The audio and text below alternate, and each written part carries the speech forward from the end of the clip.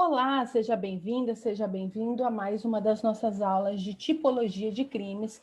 Como vocês sabem, pela nossa grade curricular na Faculdade de Direito na UFPA, nós temos essa disciplina tipologia de crimes, que se refere à parte especial do Código Penal, focalizando os crimes que são mais relevantes, porque são mais cobrados em provas de concurso, exames de ordem, mas também são mais recorrentes na prática cotidiana, para quem vai militar na advocacia forense, no Ministério Público, na Defensoria Pública, ou mesmo pretende a carreira da magistratura e vai atuar na seara criminal. Então, cumprindo o nosso programa, hoje nós vamos falar acerca dos crimes contra a honra e dos crimes contra a liberdade. Então, como eu disse, nós ainda estamos no título 1 dos crimes contra a pessoa, e aí, teoricamente, né, por ser um crime contra a pessoa, a gente falou que o título define quem pode ser sujeito passivo daquele delito. Então, para todos os capítulos que estão dentro do título 1, o sujeito passivo potencial desse delito é a pessoa. E quem é pessoa para o direito? É tanto a pessoa natural ou pessoa física, que é o ser humano que nasce com vida, quanto a pessoa jurídica, porque ambos são pessoas, sim, para o direito, dotados dos direitos da personalidade. Quais são os direitos da personalidade? O nome, a honra, a imagem, né? A privacidade, a intimidade. Então, teoricamente, sim, tanto as pessoas naturais, seres humanos vivos, dotados de direitos da personalidade, quanto as pessoas jurídicas poderiam ser sujeito passivo de quaisquer desses delitos aqui dos capítulos do título 1. No entanto, alguns bens jurídicos tutelados por esses capítulos, como a vida, a liberdade, saúde, integridade física, não são bens jurídicos dos quais a pessoa dispõe, não é? A pessoa jurídica dispõe, perdão. Então, a pessoa jurídica não tem vida, não tem saúde, não tem integridade física, não tem liberdade, né?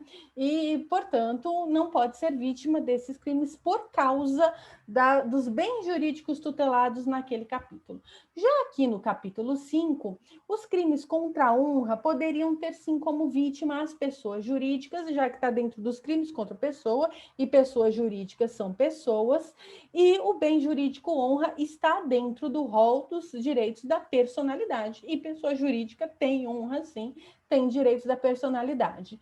No entanto, a pessoa jurídica não poderá ainda ser vítima desse delito agora, não por uma questão de interpretação sistemática, porque, reitero, como disse em aulas passadas, por uma questão de interpretação sistemática dos títulos e capítulos, a pessoa jurídica poderia, sim, ser vítima dos crimes contra a honra. Por quê? Porque ela é pessoa e título 1 é dos crimes contra a pessoa.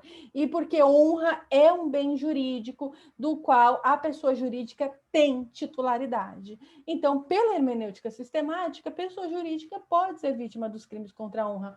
O problema está no próprio tipo penal dos crimes. Se nós formos olhar para o preceito primário aqui do artigo 138, por exemplo, nós vamos encontrar a redação caluniar alguém, imputando-lhe falsamente fato definido como crime. E aqui, quando eu me deparo com esse alguém, porque se fosse caluniar pessoa, seria certeza que a pessoa jurídica pode ser vítima desse delito. Mas como é caluniar alguém tem que ser um ser humano, obrigatoriamente.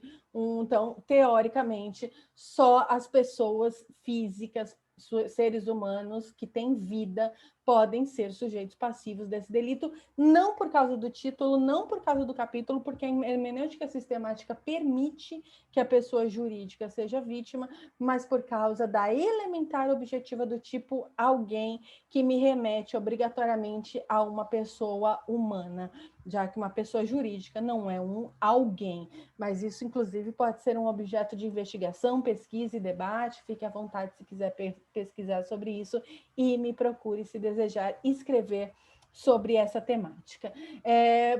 Por outro lado, nós temos ali no rol dos crimes contra a vida a proteção do feto enquanto titular do bem jurídico vida, sem que ele seja mesmo uma pessoa para o direito, porque ainda não é dotado dos direitos da personalidade por força da norma civil. Então, ali há uma incongruência entre a titularidade do bem, que é protegido pelos tipos específicos dos delitos de abortamento em relação à sistemática hermenêutica do Código Penal, em que os títulos nos trazem quais são as potenciais vítimas, aí quais são os potenciais sujeitos passivos do delito, e os capítulos nos trazem as objetividades jurídicas, que você às vezes prefere melhor chamar de bem jurídico protegido ou bem jurídico tutelado pelos delitos em específico, tá bem? Postos esses prolegômenos, vamos analisar os tipos um por um. Então, calúnia, caluniar alguém imputando-lhe falsamente fato definido como crime, é nosso preceito primário. Nomen iuris do crime, calúnia.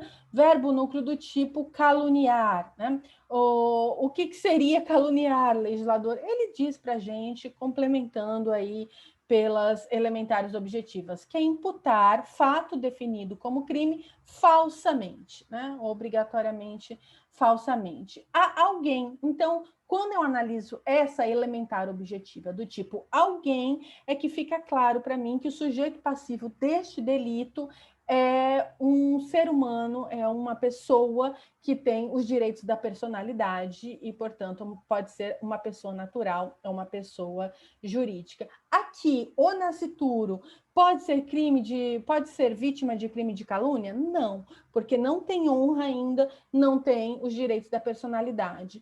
E os mortos, professor, eles podem ser vítimas dos crimes contra a honra? Teoricamente não, porque a pessoa morta perdeu os direitos da personalidade, né? Não tem mais vida, não é um ser humano com vida, não é titular de nome, honra, imagem, intimidade, privacidade, nenhum desses direitos da personalidade.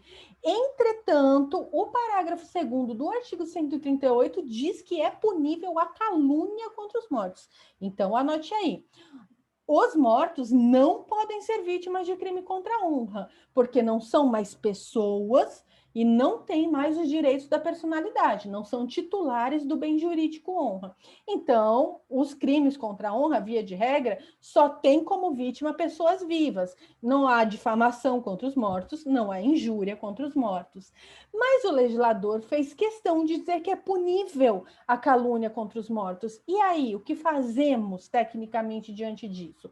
A doutrina tem constituído o argumento de que, neste caso, porque a calúnia de todos os crimes contra a honra é o mais grave, porque atinge a honra objetiva em caráter drástico, já que você acusa alguém de ter cometido algum crime, quando você acusa uma pessoa que já morreu de ter cometido algum crime, você, na verdade, está maculando a honra de toda a sua descendência, de toda a sua família. Então, os sujeitos passivos aqui, no caso da punição da calúnia contra os mortos, são os herdeiros, os sucessores. É a família que carrega o nome daquele morto, são as pessoas que estão enlutadas, são herdeiras do decúbito, e que precisam da preservação do nome dos seus ancestrais para que a sua honra enquanto familiares, enquanto descendentes, também seja preservada, tá bem? É punível a calúnia contra os mortos, mas o sujeito passivo não é o morto, e sim quem carrega o seu nome por conta da descendência e das relações de parentesco, como uma viúva, por exemplo, tá bom? Então, alguém exclusivamente pessoa natural, pessoa viva dotada dos direitos da personalidade, inclusive aí o sujeito passivo é sempre pessoa viva dotada dos direitos da personalidade, inclusive no parágrafo 2º, em que se pune a calúnia contra os mortos, mas o sujeito passivo são pessoas que continuam vivas e carregam o nome desse morto, tá? Enquanto ao sujeito ativo é um crime absolutamente comum, qualquer pessoa pode praticá-lo, e a conduta consiste em imputar falsamente fato definido como crime. Tome cuidado com essa elementar aqui, objetiva do tipo imputar fato definido como crime, porque não basta eu chamar alguém ladrão, bandido, assassino, não basta um adjetivo pejorativo que se refira a uma conduta criminosa para configurar o delito de calúnia. Também é imputar fato e não tipo penal. Então, eu não posso dizer, você é 171, você cometeu o crime do 157, hein? Você é 155, vive cometendo o crime do artigo 155. A imputação de tipo penal não aí preenche exatamente essa elementar do tipo, não, gente. Tem que ser imputar fato, ok? Tem que imputar fato. Então, eu tenho que dizer, um dia o João atirou no Francisco, matando-o. Isso é um fato. Eu estou contando uma história, fazendo uma narrativa de um fato, né? Um dia Joana aí surrupiou, subtraiu a minha carteira. Né? E isso é imputar um fato. Se esse fato estiver definido como crime pelo Código de Processo Penal ou pela legislação extravagante, aí sim eu tenho delito de calúnia. Professor, e se esse fato estiver definido como contravenção penal, ainda é delito de calúnia? Não, porque eu não faço interpretação extensiva ou analógica em malam partem em direito penal. Então, é só fato definido como crime, nem pode ser como contravenção penal, tá bem? E tem que ser imputar fato. E tem que ser imputar falsamente. Isso faz com que o dolo ele esteja permeado pelo conhecimento da falsidade da alegação. Então, a pessoa tem que saber que é falso. Ou mesmo que se for verdadeiro, a pessoa tem que pensar que está acusando falsamente uma outra pessoa para que se preencha a elementar subjetiva do tipo, e o elemento subjetivo do tipo é exclusivamente o dolo, tá bom? Essa conduta pode se cometer por qualquer meio, verbal, escrito, imagético, cartoon, né? Desde que eu consiga constituir uma narrativa de um fato definido como crime. E se consuma aqui no momento em que eu atinjo o bem jurídico tutelado. Qual é o bem jurídico tutelado? É a honra objetiva, não é a honra subjetiva, tá bem? Da pessoa lesada. Então, não é como a pessoa se sentiu, é como eu vou macular a sua reputação na sociedade. Então, quando um coletivo de pessoas toma conhecimento dessa imputação falsa, o crime se consuma. Pena, detenção de 6 meses a 2 anos, mais multa. Na mesma pena incorre quem? Imbuindo do dolo, que é sabendo falsa imputação, apropala ou divulga. Esse é o crime das fake news, né? Quando você ouve falar, né, que o fulano de tal, um político aí, por exemplo, invadiu um imóvel porque ele é um esbulhador, invade a casa dos outros e tal, ou então, né, está aliciando crianças para exploração sexual porque distribuiu determinada cartilha ou uma madeira, etc., na escola, e você passa essa informação para frente, essas fake news absurdas, né, sabendo que são falsas, para macular a reputação daquelas pessoas, inclusive com fins políticos, ou mesmo às vezes só para destruir reputações, também é um crime, e pode ser cometido por qualquer meio, né? Não precisa ser verbal nem presencial, pode ser muito bem via grupo de WhatsApp, mensagens, memes, toda sorte de redes sociais e todos os meios possíveis e imagináveis, telefone, né, qualquer meio, desde que seja idôneo a propalar ou divulgar essa falsa imputação. E o parágrafo 2º vem estabelecer que é punível a calúnia contra os mortos e, como eu disse, nessa hipótese, os sujeitos passivos serão os descendentes deste nome, porque eles são os titulares do bem jurídico honra. A honra que está sendo maculada é a honra da família, né, do nome familiar, e porque são descendentes daquela pessoa a qual se está imputando um fato falsamente aí que se sabe falso e definido como crime, tá bem? Esse delito admite exceção da verdade, admite prova da verdade, ou seja, se é o suposto caluniador ou a caluniadora diz não é falso isso que eu estou dizendo, é verdadeiro, essa pessoa cometeu esse fato definido como crime, aí não é o crime de calúnia, tá bom? E aí só não pode a prova da verdade sociedade, quando o crime, né, for constituindo o fato imputado, né, crime de ação privada, o ofendido não foi condenado por sentença irrecorrível, se o fato é imputado a qualquer das pessoas indicadas no número 1 do artigo 141, como nós vamos ver, e se do crime imputado, embora de ação pública, o ofendido foi absolvido por sentença irrecorrível, tá bem? Se foi absolvido, não sou eu que vou dizer que a pessoa é criminosa se o judiciário a absolveu, tá bem? E aí vem o crime de difamação, artigo 139, nomen iuris do crime de difamação, verbo núcleo do tipo difamar, novamente o elemento objetivo alguém, e aí o legislador diz, imputando-lhe fato ofensivo à sua reputação. Agora o elemento objetivo muda drasticamente e a pena é de detenção de 3 meses a 1 ano mais multa.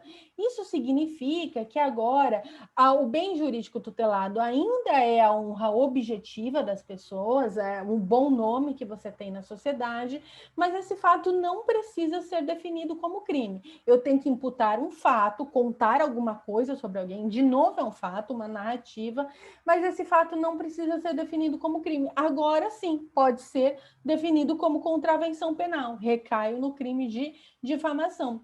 Ou pode ser um fato que nem sequer é contravenção, mas que pode macular aí a boa imagem, o bom nome da pessoa em sociedade. Então, sujeito passivo pode ser qualquer pessoa natural, pessoa que tem os direitos da personalidade e um ser humano com vida, aí não existe difamação contra os mortos, nem contra o nascituro, tá bem?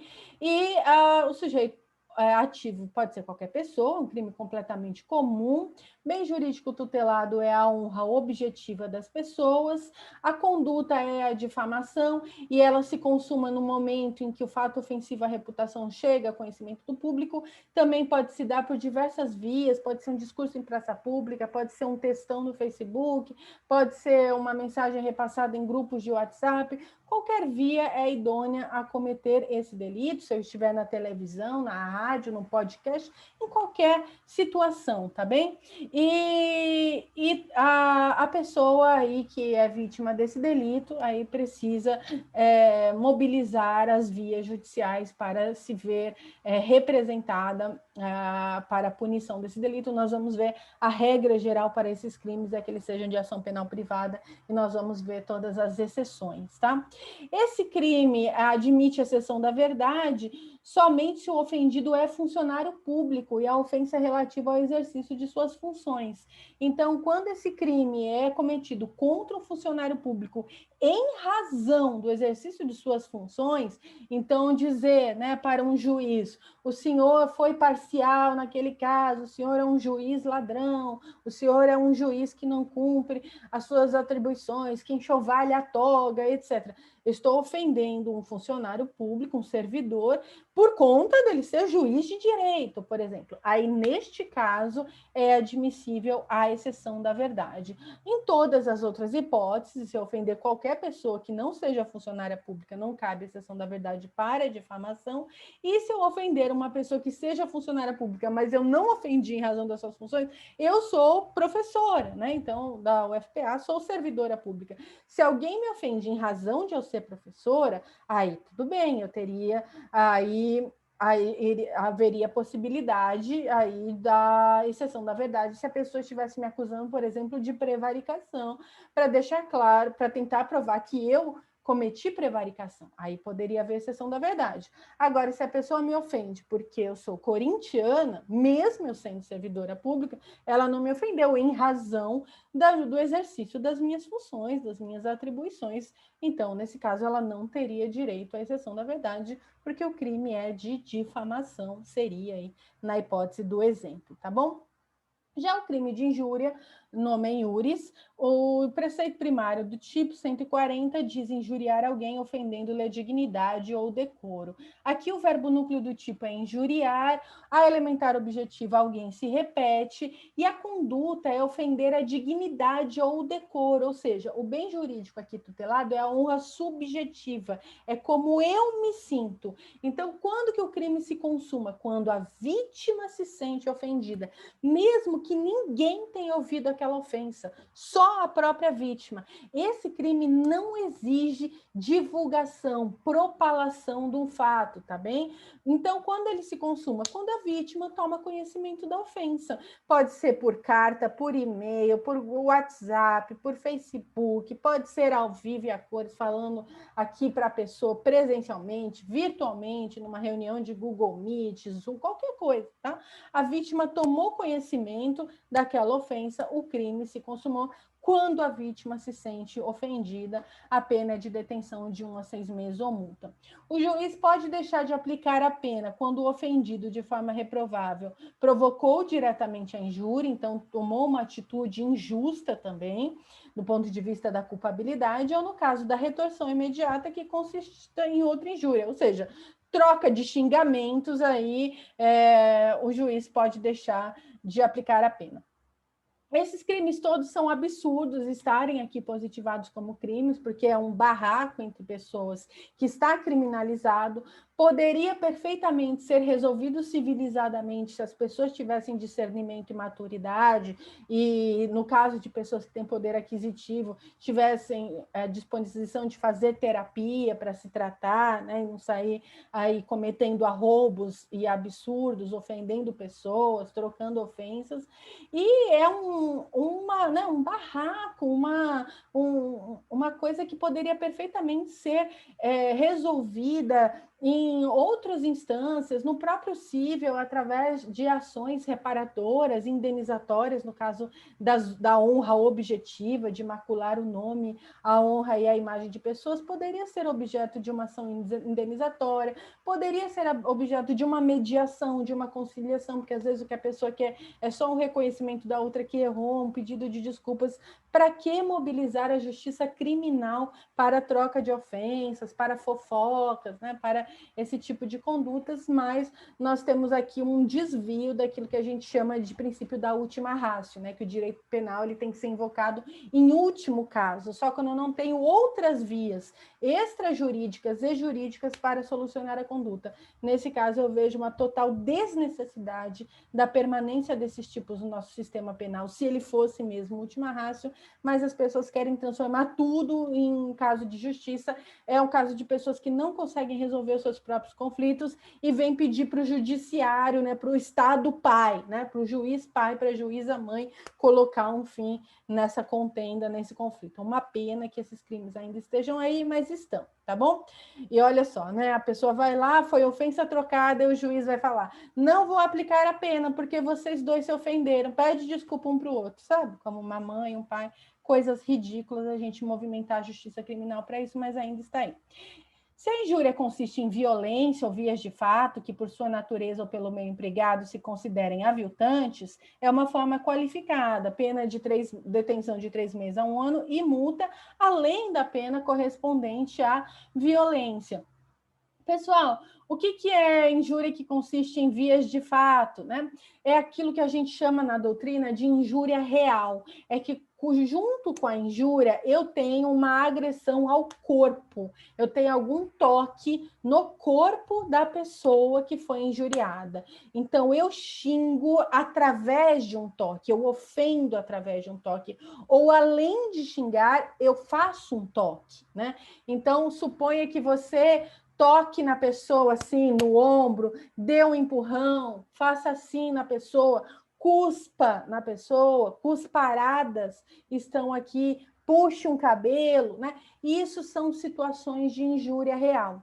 E aí eu preciso ver, né, se houve vias de fato, que seria a contravenção penal, e além de responder pela aí, prisão simples ou multa correspondente às vias de fato, eu, além disso, ainda respondo por injúria qualificada. Ou se houve, chegou a haver uma lesão corporal, ainda que seja de natureza leve, deixei um arranhão, um corte, um vergão, um hematoma na pessoa, além da pena pela lesão simples, pela lesão leve, ainda terei que responder pela injúria qualificada, se isso foi para ofender, para agredir, né? Se foi junto com um xingamento, ou se foi uma forma de ofender, que é o caso da cusparada e etc. Tá bom? Agora, se a injúria consiste na utilização de elementos referentes à raça, cor, etnia, religião, origem ou condição de pessoa idosa ou portadora de deficiência, reclusão de 1 a 3 anos e multa, tá? Essa é a injúria discriminatória, tá bem? Esse crime de injúria, voltamos, injúria é um crime contra a honra subjetiva. Eu estou ofendendo, magoando aí, ofendendo uma pessoa, né, um ser humano. Porém, neste caso, quando eu estou falando de minorias, de grupos vulneráveis, quando eu cometo uma injúria racial, e a injúria racial é uma espécie dessa injúria do parágrafo 3º, né, referente à cor, raça ou etnia, qualquer tipo de injúria racial, né? Então, quando eu xingo alguém de qualquer apelido racista, referente à negritude da pessoa, ou quando eu xingo a pessoa, qualquer apelido racista, referente, por exemplo, a pessoa fazer parte de povos originais, povos originários, povos tradicionais, indígenas, ou posso me referir a povos asiáticos, né? Então, origem, cor, etnia, né? Tudo isso configura a injúria racial, sendo que a população negra é a maior vítima desse tipo de injúria por causa do racismo arraigado historicamente, estruturalmente, culturalmente, institucionalmente na nossa sociedade, tá bem? Além disso, também a injúria que avilta pessoas em decorrência da sua religião, né? Pessoas de religiões de matriz africana, pessoas de religiões judaicas, pessoas de religiões as mais diversas, inclusive cristãs, se forem ofendidas em decorrência da sua religião, podem invocar esse parágrafo 3º. É sempre um crime que atinge um indivíduo, mas é um crime de ódio que se espraia aí por macular todo um grupo de pessoas e por isso deve ser punido mais severamente. Também uma injúria referente ao ageísmo, né? Que é a discriminação da pessoa idosa, e também as PCDs, as pessoas com deficiência, seja qual for a deficiência, tratá-las de modo pejorativo, aviltá-las, ofender, injuriar, também configura essa figura típica. Cuidado para não confundir com os crimes de discriminação, que se referem a vetar o acesso dessas pessoas a direitos, espaços e oportunidades em decorrência de alguma dessas características. Aqui é um xingamento, e isso seria a injúria racial, mas que pode ser também voltada para outros grupos vulneráveis e ou minoritários. A reclusão é de 1 a 3 anos e multa, já não é mais um crime de menor potencial ofensivo como os outros que a gente viu ali para cima, não vai para a competência do GCRIM, não se aplica a Lei 9.099, tá bem? A não ser na suspensão condicional do processo, mas todos os outros benefícios não. O rito de processamento é o sumário, não é o sumaríssimo, tem todos esses impactos e essas diferenças. O 141 vai trazer disposições comuns, dizendo que as penas combinadas aumentam-se de 1/3 se qualquer dos crimes é cometido contra o presidente da República ou chefe de governo estrangeiro, e aí chefe de governo pode ser, né, um chefe de governo primeiro-ministro, pode ser um presidente, depende de quem exerce as funções de chefe de governo daquele estado. Chefe de estado também nós entenderíamos aí, então ofender a rainha da Inglaterra também seria esse inciso 1 do 141. Inciso 2, contra funcionário público em razão de suas funções, como eu coloquei, e 3, na presença de várias pessoas ou por meio que facilite a divulgação da calúnia, da difamação ou da injúria. Então, se for um público, diante de um público muito grande, né, numa palestra, com um público muito grande, numa sala de aula, né, ou se for pela internet, pela televisão, pelo rádio, tudo isso permite a divulgação e também o aumento de pena, tá bom? Se for contra a pessoa maior de 60 anos ou portadora de deficiência, exceto no caso da injúria, porque já tem a figura qualificada, seria bis in idem. Então, para a calúnia, para a difamação, se a vítima é idosa ou PCD, incide a causa de aumento de pena. Parágrafo 1º, se o crime é cometido mediante paga ou promessa de recompensa, aplica-se pena em dobro, que é o caso dessas redes aí, dos gabinetes do ódio, dos escritórios do ódio, que pagam pessoas, além de criar robôs, para ficarem divulgando esse tipo de calúnia, de difamação, que são as fake news, para minar, destruir reputações, tá bom? Não constitui de injúria ou difamação punível a ofensa irrogada em juízo na discussão da causa pela parte ou por seu procurador. Então, os advogados, no exercício das suas atribuições funcionais, ou as partes ali no calor das discussões em juízo, em audiência, não são alcançadas pelos crimes de injúria e difamação, mas calúnia, sim, obviamente. A opinião desfavorável da crítica literária, artística ou científica, salvo quando inequívoca a intenção de injuriar ou difamar. Ou seja, quando eu estou falando mal da obra, né? Eu sou uma crítica aí de cinema ou literária e estou falando muito mal da obra, mas eu não quero ofender a pessoa do autor ou da autora. Estou criticando ainda que duramente a obra, não há a punição pelo crime, né? Não constitui o crime. Porque tudo isso está dentro do espectro também da proteção de liberdades e garantias fundamentais. Mas o legislador achou por bem aí criar uma excludente especial de ilicitude na parte especial aqui no 142. O conceito desfavorável é emitido por funcionário público em apreciação ou informação que preste no cumprimento do seu dever ou ofício, ou seja, está exercendo seu dever ou ofício e critica, né? Vai dar um parecer, né, vai fazer uma análise, é um perito, é um técnico, é um especialista da área, fala mal aí de uma pessoa de acordo com a condutas que ela tomou, né? Um professor de direito falando aí de magistrados, membros do Ministério Público, da Defensoria Pública, membros do Executivo, membros do Legislativo, quando se desviam da norma, quando cometem ilegalidades, quando afrontam a Constituição Federal. Quando um professor ou uma professora faz isso para dar exemplos de como o direito foi violado, para ensinar suas alunas e seus alunos, estamos aqui, né? Nesse dispositivo, por mais que as pessoas fascistas, antidemocráticas e que querem calar a voz dos professores e das professoras tentem criminalizar as condutas docentes, e isso tem se tornado cada vez mais ampliado, né? O diretor da Universidade Federal de Pelotas teve que fazer um termo de ajustamento de condutas por críticas ao governo na condução da pandemia, que é sua especialidade, porque ele é um infectologista. Isso são absurdos, porque é um funcionário público dentro das suas atribuições, aí cumprindo seus deveres de ofício, né? Enquanto professor, enquanto intelectual, enquanto pesquisador, tá bem?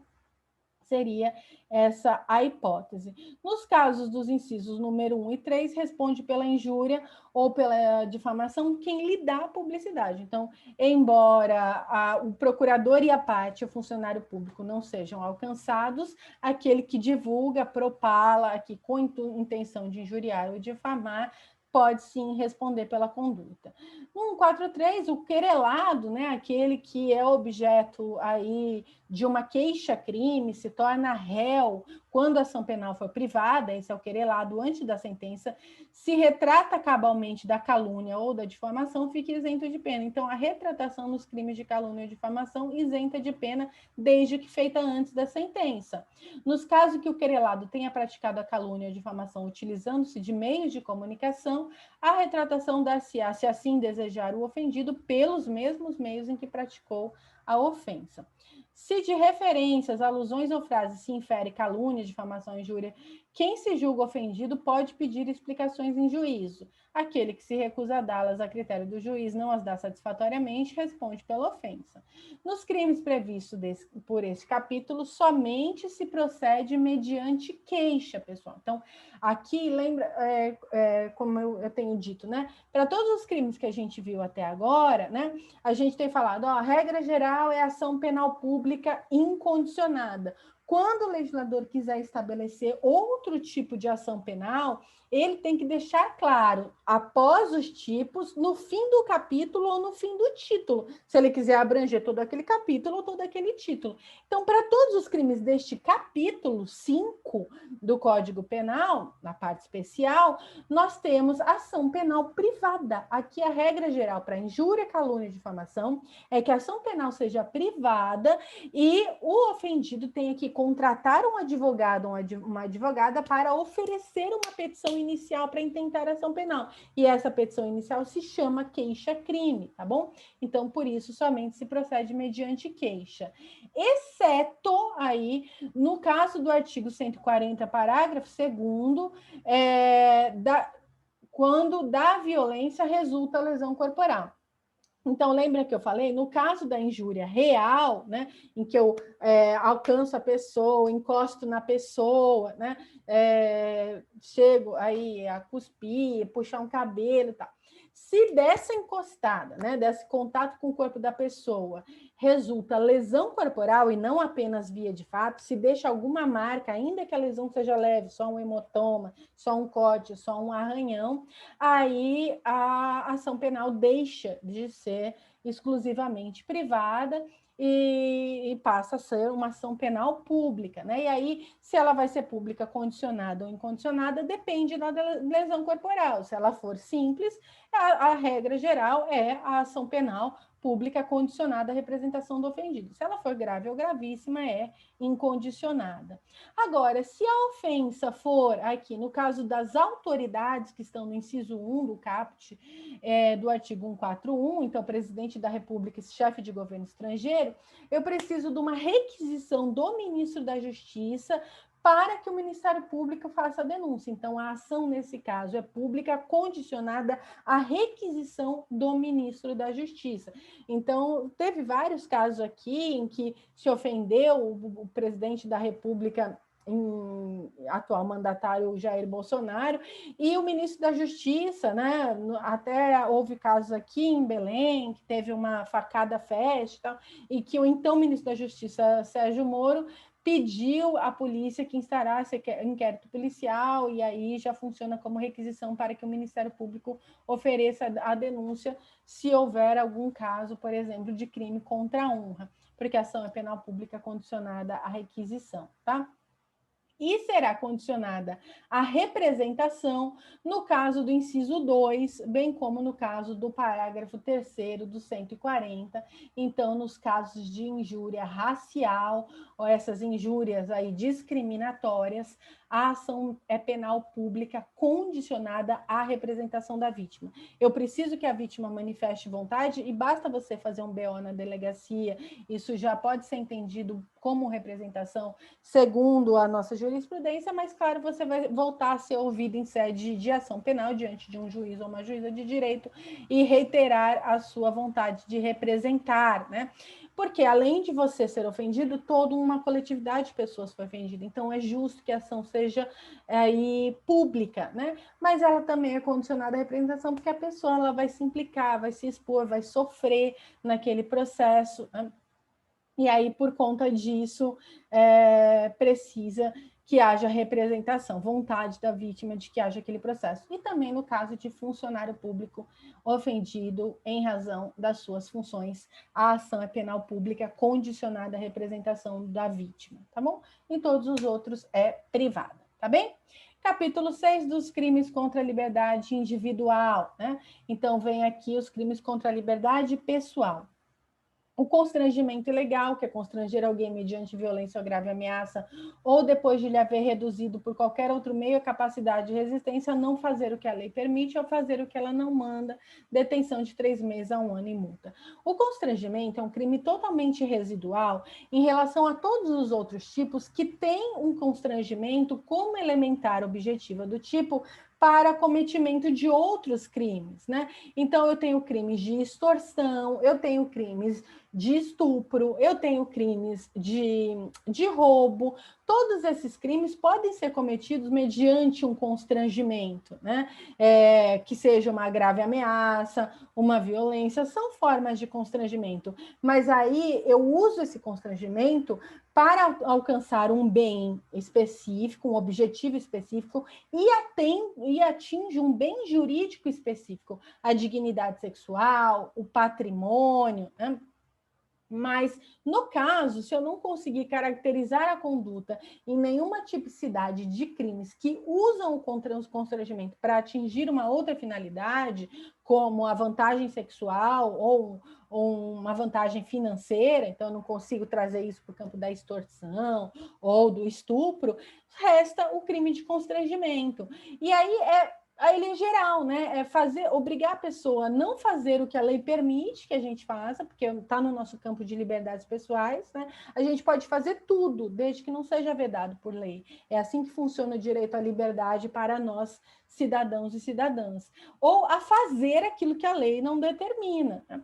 Então, eu sempre dou exemplo desses trotes universitários, que você fica obrigando a pessoa a beber, né? A colocar as roupas de baixo por cima da roupa, a se humilhar, né? a pedir esmolas nos semáforos, a passar por situações vexatórias, dançar aí, né? Sem que a pessoa queira fazer isso, né?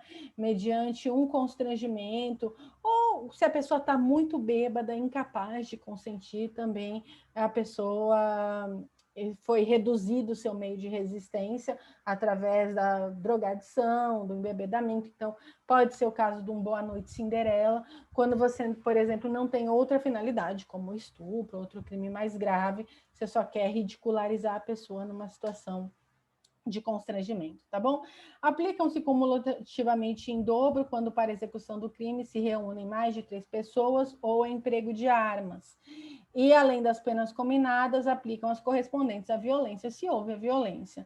Não se compreendem neste artigo intervenção médica ou cirúrgica sem consentimento do paciente ou de seu representante, se justificada por iminente perigo de morte. O legislador escreve errado, mas se o médico precisa de uma intervenção cirúrgica urgente, não é crime de constrangimento, basta que justifique, mesmo sem ter o consentimento do paciente ou representante legal. Ou a coação exercida para impedir suicídio também não é crime de constrangimento. Crime de ameaça é muito relevante, porque ele é muito cometido nos casos de violência doméstica ou familiar contra a mulher, que é aquilo, se você não for minha, não vai ser mais de mais ninguém, eu vou te matar, vou acabar com você. Então, ameaçar alguém por palavra, escrita ou gesto, ou qualquer meio simbólico, pode ser, né, só um símbolo, tal, só um gesto, de causar mal injusto e grave. Vou te matar, vou matar toda a sua família, vou destruir sua vida. Detenção de 1 a 6 meses ou multa. Ou ficar ameaçando autoridades públicas, ministro do STF por rede social, né, achar que pode simplesmente fazer um vídeo no YouTube falando isso, é crime de ameaça, tá? E é um crime que se procede mediante representação, ou seja, é uma ação penal pública condicionada à representação do ofendido ou da ofendida. Perseguição é um crime do stalker, né? Perseguir alguém reiteradamente ou por qualquer meio, ameaçando a integridade física ou psicológica, né? E a pessoa não sai mais de casa, invade o seu trabalho, a sua liberdade, não te dá espaço, né? Só quem sofreu perseguição sabe o quanto esse crime é terrível e foi incluído muito recentemente, neste ano de 2021, reclusão de 6 meses a 2 anos mais multa. A pena é aumentada se o crime é cometido contra criança, adolescente ou idoso, contra a mulher por razões da condição do sexo feminino. Muitos ex-namorados, ex-companheiros fazem isso quando a mulher termina o relacionamento, né? Ou mediante concurso de 2 ou mais pessoas ou com emprego de arma, também é um caso, sabe? Aquele homem que fica na porta do seu trabalho, da sua casa, te persegue, tá em todas as redes sociais, não deixa você ter nenhum tipo de relacionamento, trabalho, amizade, e tenta por todos os jeitos pedir para reatar o relacionamento. Com essa perseguição, quanto mais é o delito criado agora pela Lei 14.132 de 2021, e se for contra criança, adolescente, idoso ou mulher por questões de gênero, aí ainda há aumento de pena. As penas são aplicáveis sem prejuízo aos correspondentes à violência, caso haja crime de violência, e somente, novamente, se procede mediante representação, ação penal pública condicionada à representação da vítima, tá? Crime clássico de sequestro ou cárcere privado, tem duas figuras: privar alguém de sua liberdade mediante sequestro ou cárcere privado. A doutrina tem historicamente constituído uma diferenciação técnica que não tem efeitos para a tipificação do delito, apenas por amor ao debate. O sequestro seria quando eu retiro a pessoa do exercício da sua liberdade de locomoção, mas ela não precisa ficar presa num lugar físico mesmo, entre quatro paredes. A pessoa pode estar privada da sua liberdade, pode estar em movimento, em trânsito, pode estar num avião, num carro, numa embarcação, né? Ela pode estar, inclusive, andando aí ao lado, né? Se conduzindo aí, andando. Ela mesma pode estar guiando um veículo, ou andando, ou, né, andando de qualquer meio de locomoção, mas sem que isso seja a sua vontade, e isso seria o sequestro. O cárcere privado seria manter a pessoa aprisionada aí num recinto específico, amarrada a um pé da cama, né, entre quatro paredes, numa mata, num espaço, né, em que eu mantenho essa pessoa encarcerada aí com uma restrição de locomoção para um pequeno espaço, uma localidade. Ah, professor, e se for uma mansão, uma casa gigantesca, ainda é cárcere privado? Ainda é, né? Porque o que é isso perto do mundo? Então, não precisa ser um quarto, pode ser uma casa inteira, uma mansão, um lugar imenso, né? Mas ainda assim será cárcere privado, reclusão de 1 a 3 anos. E eu tenho a forma qualificada, no qual a pena de reclusão de 2 a 5 anos. Esse crime é já muito mais grave, o rito é ordinário de processamento, e esse não, enquanto que a figura do caput, o rito é sumário, e esse não tem nem o benefício de suspensão condicional do processo por causa da pena mínima, ele é muito mais grave. Se a vítima é ascendente, descendente, cônjuge ou companheiro do agente ou maior de 60 anos, se o crime é praticado mediante internação da vítima em casa de saúde ou hospital, que era aquela prática de internar a pessoa, principalmente em casa de saúde mental, e deixar a pessoa aprisionada ali, mas pode ser qualquer casa de saúde ou hospital com a conivência dos profissionais de saúde para a manutenção da pessoa em cárcere privado. Se a privação da liberdade dura mais de 15 dias, se o crime é praticado contra menor de 18 anos ou se é praticado com fins libidinosos, tá? Se resulta a vítima, em razão dos maus tratos ou da natureza da detenção, grave sofrimento físico ou moral, reclusão de 2 a 8 anos. Aí é um crime ainda mais qualificado pelo resultado.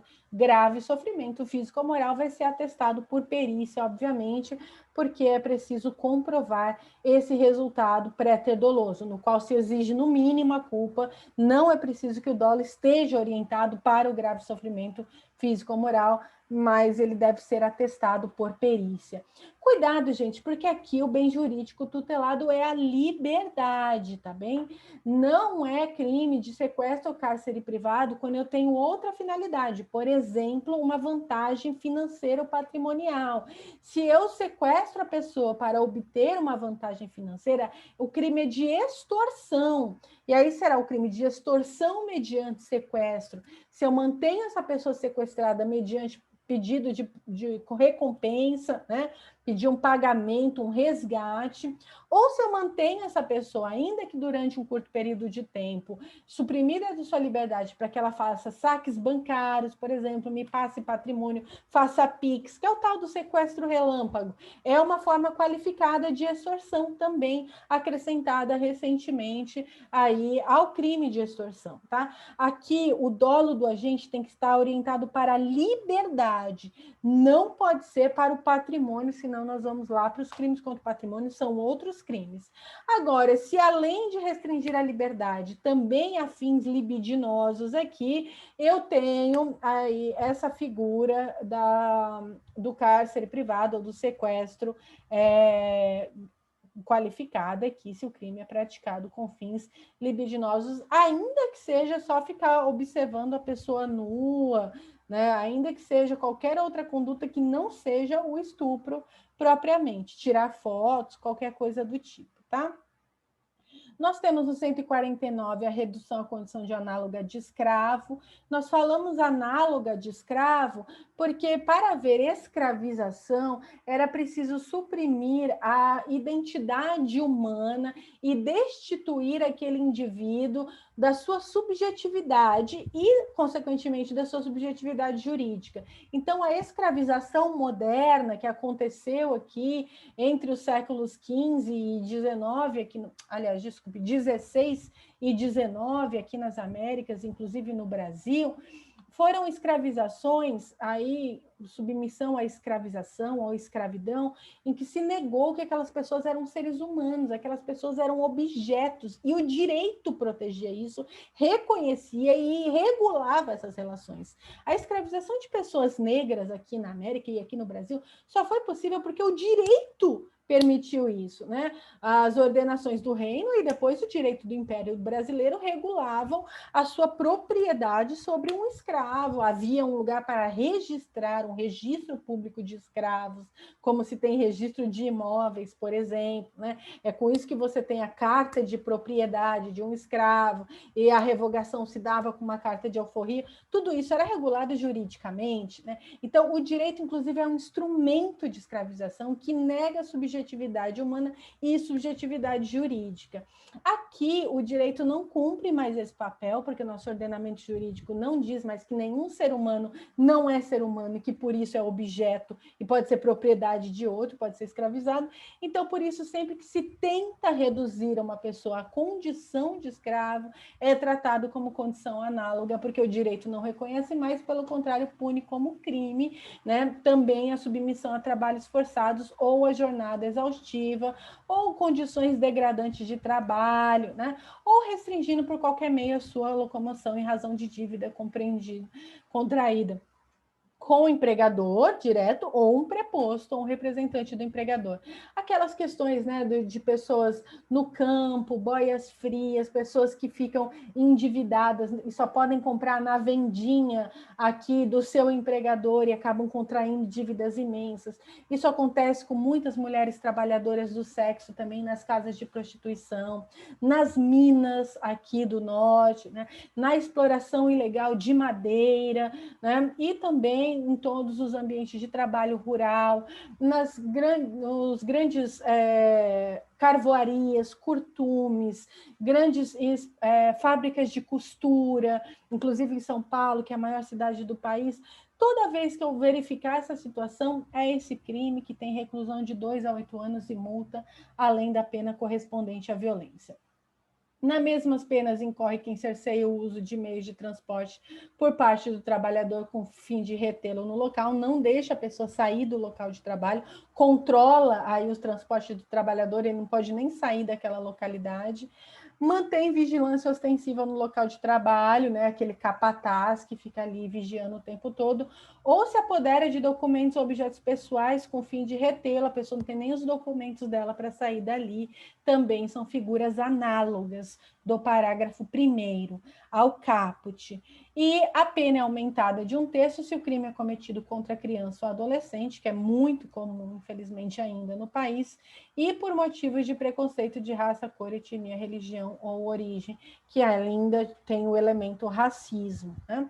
Vem aí o 149A, que é o tráfico de pessoas, que também ficou muito famoso, depois que até uma novela abordou esse tema, que agenciar, aliciar, são todas condutas, é o que a gente chama de tipo múltiplo, tipo misto alternativo, quando eu tenho vários verbos núcleo do tipo, e se eu cometer eu cometi o crime do 149A, se eu cometer 2 dessas condutas, é o mesmo crime, 3, 4, 5, né? Não importa quantos desses verbos da minha conduta preencher, se for se for todos, é o mesmo crime, é um crime só, crime do 149A. É para abarcar toda a rede, né, de tráfico de pessoas. Agenciar, aliciar, recrutar, transportar, transferir, comprar, alojar, acolher, todo mundo que participa da rede, mediante grave ameaça, violência, coação, fraude, inclusive a fraude ou abuso, com a finalidade de remover-lhe órgãos, tecidos ou parte do corpo, submetê-la a trabalho em condições análogas de escravo, submetê-la a qualquer tipo de servidão, adoção ilegal ou exploração sexual sexual,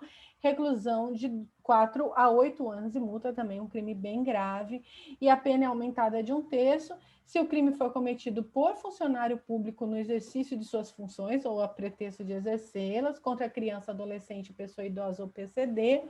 Se o agente usar relações de parentesco, doméstica, morar no mesmo lugar, hospitalidade, ser recebido por alguém, né? Dependência econômica ou autoridade ou superioridade hierárquica em razão de emprego, cargo ou função. Se a vítima do tráfico for retirada do território nacional. Tá? Tudo isso é causa de aumento de pena.